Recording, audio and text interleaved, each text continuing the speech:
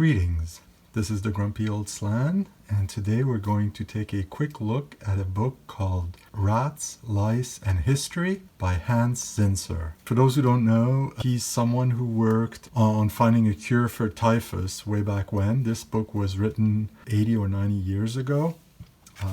So I think the copyright on it is 1934. So yeah, 90 years ago.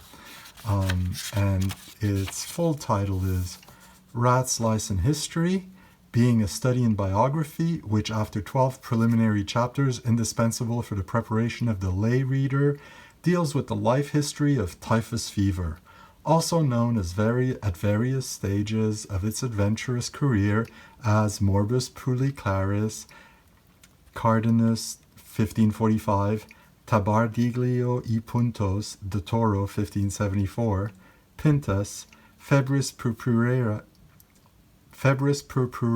epidemica, Coitarus 1578, Febris quam lenticulas vel puncticulas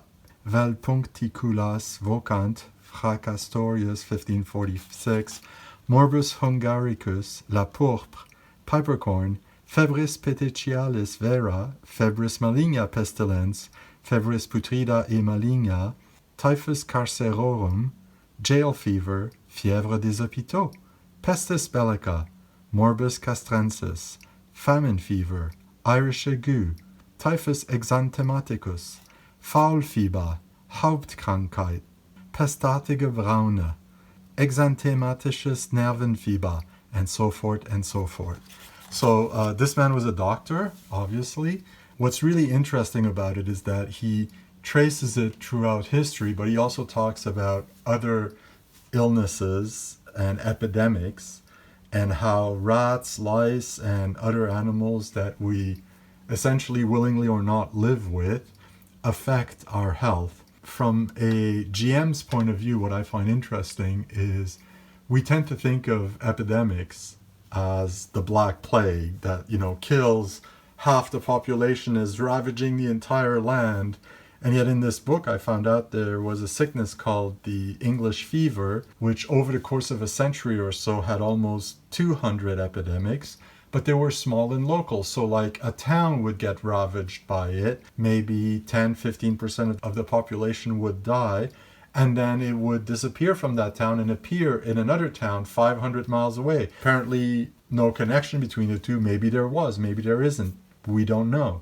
People in those days would often look at epidemics as the scourge of God or a curse or something like that. And this shows that there's more than one way that plague could affect a population. It could be small and local. It could be huge and ravage everybody for hundreds of miles around. Why couldn't curses in a magical setting be like that, where it affects one village for a year and then it moves to another village halfway across the country, but it always remains in the country? And while people know of it and they worry about it coming to their town, a lot of people say, we haven't had it in 50 years, it doesn't matter. Maybe the king doesn't feel that way because it's always someone in his kingdom who's getting affected by the curse. An interesting starting point, and it's got a lot of interesting ideas. In fact, the back cover, one of the blurbs is enough imagination to fertilize a dozen novels.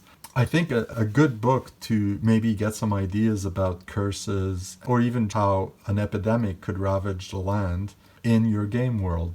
It's also an enjoyable read, so I highly recommend it. You can probably find this in a used bookstore. I found it in a little free library, and I really don't regret picking it up.